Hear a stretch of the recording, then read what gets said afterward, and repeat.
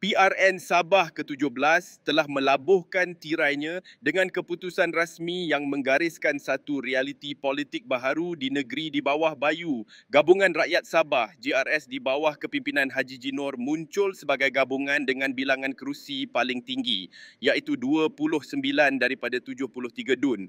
Manakala Parti Warisan mendapat 25 kerusi, menjadikannya saingan paling hampir.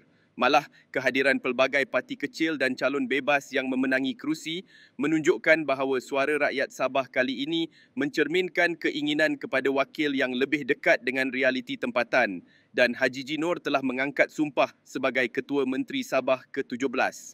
Kini fokus utama selain menstabilkan pentadbiran negeri ialah memenuhi harapan rakyat Sabah, menyampaikan janji-janji termasuk tuntutan hak negeri seperti pengembalian hasil negeri, tumpuan kepada pembangunan, keadilan dan kesejahteraan penduduk. Ini kerana mandat diberikan bukan sekadar untuk menang kerusi tetapi membawa perubahan nyata untuk Sabah.